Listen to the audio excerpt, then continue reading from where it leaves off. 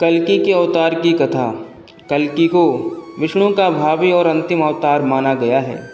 पौराणिक मान्यता के अनुसार पृथ्वी पर पाप की सीमा पार होने लगेगी, तब दुष्टों के संहार के लिए विष्णु का यह अवतार प्रकट होगा।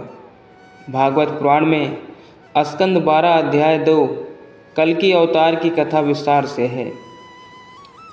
कथा के अनुसार संभल ग्राम में कल्कि का जन्म होगा। अपने माता पिता की 5वीं संतान कल्कि यथा समय देवदत्त नाम के घोड़े पर आरूढ़ होकर तलवार से दुष्टों का संहार करेंगे। तब सतयुग का प्रारंभ होगा। कल्कि अवतार का स्वरूप और आख्यानों पर अक्सर चर्चा हुई है। सबसे पुरानी मीमांसा साम्यवादी विचारक सत्य भक्त की है। उनके अनुसार जो भी सार्वभौम सत्य और युगीन सिद्धांत को व्यक्त करते हैं, वह सभी अवतार के रूप में प्रतिष्ठित होते हैं।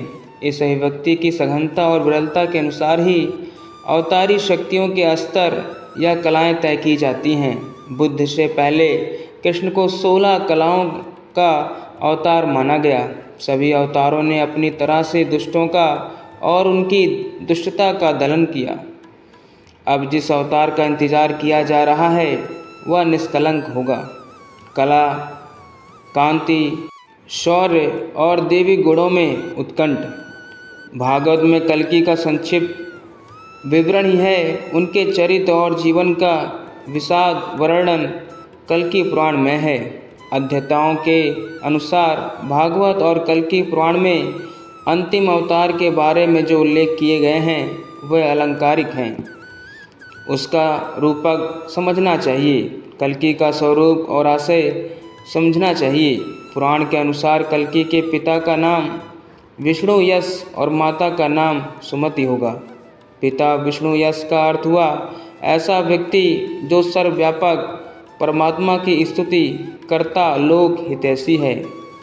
सुमति का अर्थ है अच्छे विचार रखने और वेद, पुराण और विद्याओं को जानने वाली महिला।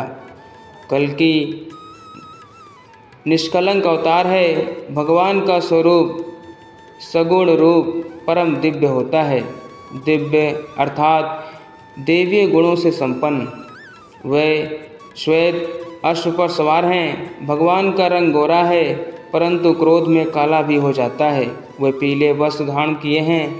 प्रभु के हृदय पर श्रीवत्स का चिन्ह अंकित है। गले में कौस्तुभ मणि है। स्वयं उनका मुख पूर्व की ओर है तथा अश्व दक्षिण में देखता प्रतीत होता है। यह चित्रण कल्कि की शीघ्रता और गति की ओर संकेत करता है। युद्ध के समय उनके हाथों में 2 तलवारें होती हैं। मनुष्यों ने कल्कि के इस स्वरूप की विवेचना में कहा है कि कल्कि सफ़ेद रंग के घोड़े पर सवार होकर अत्याचारियों पर प्रहार करते हैं।